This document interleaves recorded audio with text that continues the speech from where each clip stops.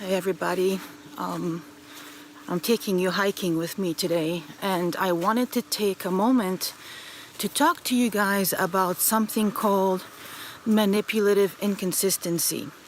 And the reason why it's so important to talk about this is because I believe that manipulative inconsistency is actually one of the main the glue that will often prevent us from seeing the truth and getting out of the confusion, and also it's what will make us feel guilty and ashamed for our reactions towards the narcissistic parent.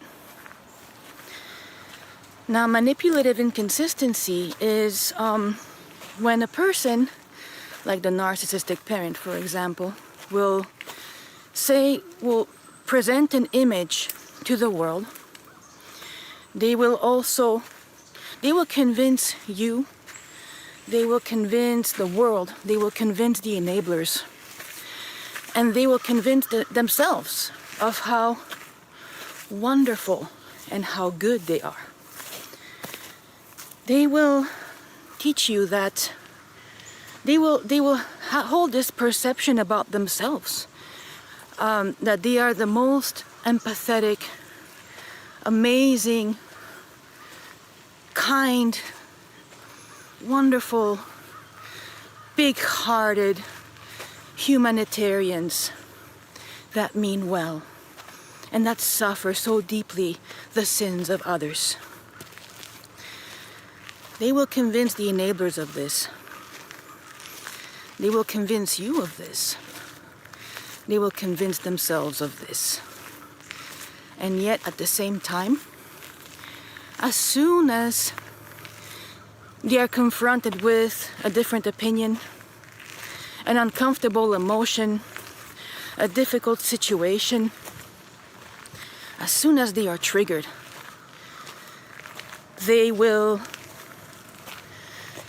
direct their rage at you, at the chosen scapegoat. They will abuse physically sometimes, right? Psychologically. They will destroy their target by zooming in on their mistakes, their shortcomings. They will magnify and amplify the scapegoat's, flaws. And they will do that to make themselves feel better. They will do that as a way to excuse their need to constantly release that narcissistic rage. So basically, the narcissistic parent will have two faces.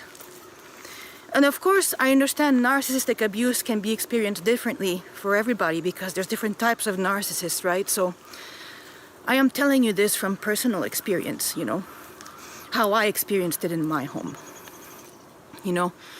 My mother, one second she'd watch TV and, look at the terrible things that are happening in the world, right? And she would have such an empathetic face when friends would come over and they would be discussing this or that, and yes, such a big heart, so much empathy, so much love, right? But when there was no one home, when there was no one home, she looked for me. She looked for me. She looked for me. I would be sitting in my room. In fact, one of the stories was actually, I'll tell you, I was in the living room and I was like playing a video game or something. And the golden child went to the kitchen and made himself a sandwich. And he left the kitchen. She came downstairs, she saw the mess, she looked at me, and, she unleashed her rage on me. I got a beating, basically. And I was crying. I was telling her it wasn't me who did it. It wasn't me. And, you know, that was that. I was left alone to cry myself to sleep that day. And then the next day the golden child came, and, you know, he noticed I wasn't well, you know, what happened. And I told him what happened. And he said, but I was the one who made the sandwich. So he went to see her. He went to her room. And he said it was me. And she said to him, you know, you don't have to lie for your sister. Stop lying for your sister. You know, I don't care who did it. It doesn't matter. The whole thing was completely dismissed. And, of course, there was no apology. Nothing was ever resolved. And you know, the scapegoat's treatment in that household continued as it always has. And yet, in the same breath, the manipulation tactics are so powerful that in the same breath, she would literally convince everybody that, you know, the reason why she did the thing she does is because she's suffering, because she's such a good person. She's such a good person, and she's a victim of my character, and she's a victim of everything, right? And she's such a good person. And she's so kind to animals, and she's so kind to other children, and she has so much empathy for the news on TV. And so as scapegoats, you know, we're taught, like, on one end, we are on the receiving end of the narcissist's rage, right? And this is a phase that we experience behind closed doors. And then on the other hand, there's this image that the narcissist will project to the world about themselves. And they will play victim so well that they will really actually convince you that you deserve whatever it is that you got, even though you didn't do anything to deserve it, even though it wasn't your fault. And so we are raised with the narcissistic, like, dual personality almost, you know? They will, and we will also attach ourselves possibly to the kind gestures that they did on the good day, right?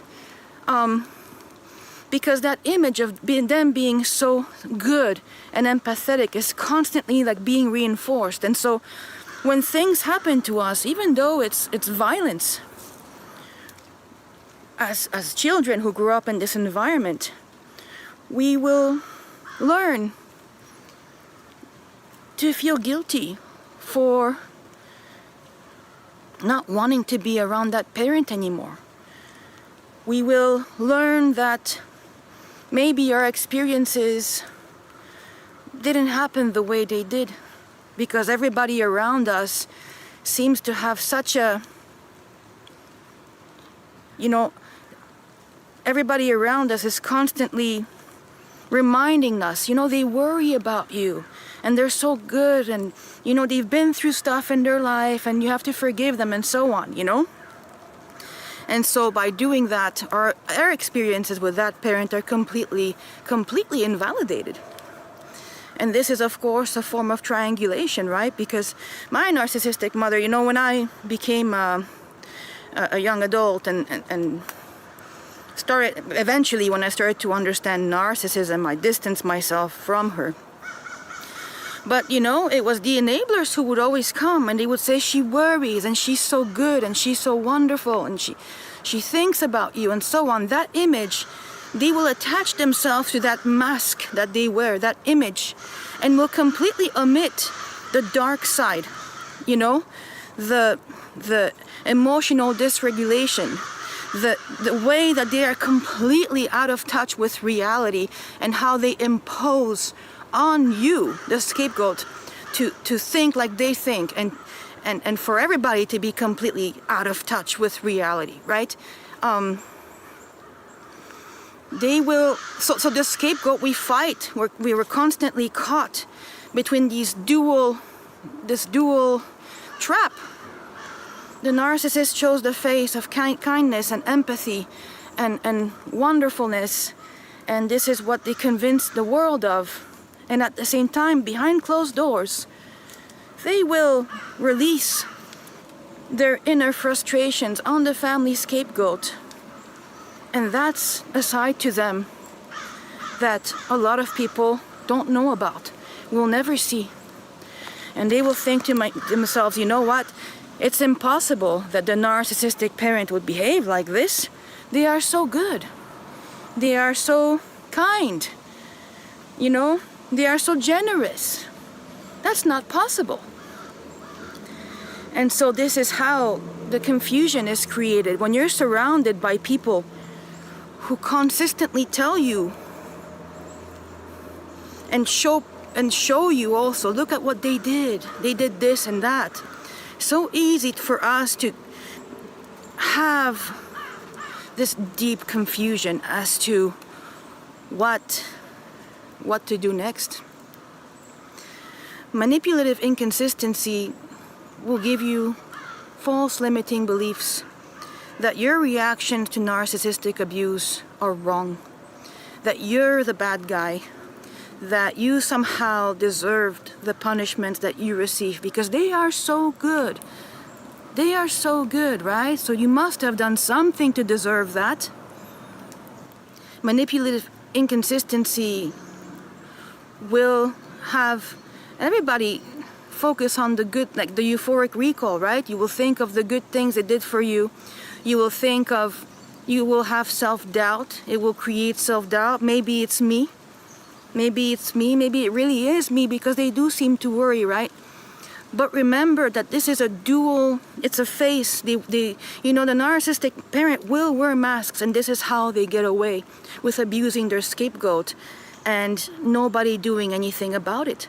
They are so skilled at presenting a face to the world that when they show you their true face, you're the only one who's seen it, and nobody will believe you. So I want you to remember this manipulative inconsistency, what it is. If you ever feel confusion, self-doubt, if you think to yourself, maybe it's me, is it me? Just remember that these people wear masks, and that is what precisely will create confusion within us, and that what will make us feel like maybe it's us. This is what will create that weight, that heaviness on our shoulders, because it's not clear. It's not like clearly defined abuse. It's not that things are always bad. Things in these types of relationships can sometimes have good moments, good times. And like I said, the fact that the narcissistic parent will reinforce that goodness, and they will make themselves out to be the victim. And they will tell you that they are so bullied by the world. And it's the world who is against them. It's not them. They are good and poor. When you're a good person and somebody behaves like that towards you, you'll have empathy for them. If you don't know that you're dealing with a covert narcissist, you'll have empathy for them. So be mindful of this. And I wanted to share this with you, give you a tip, because whatever good things they might have done for you, whatever face they are showing to the world, is not the face that they have shown you.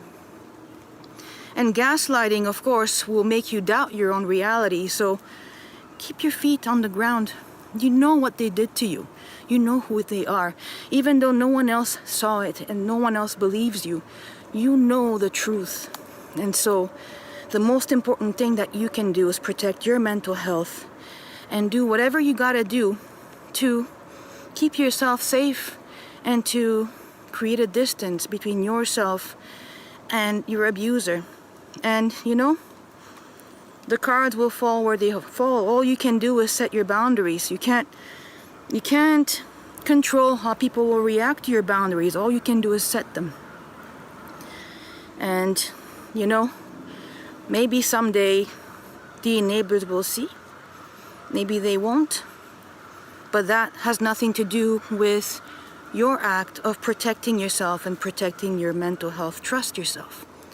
I've always said this in my videos, and I'll say it to you again. Repeat the mantra, I love myself, I trust myself. I love myself, I trust myself. Make that a mantra that you internalize within yourself, so that you can get rid of yourself of any self-doubt that you may feel that is caused by your narcissistic parent. I love myself, I trust myself. I'll see you soon.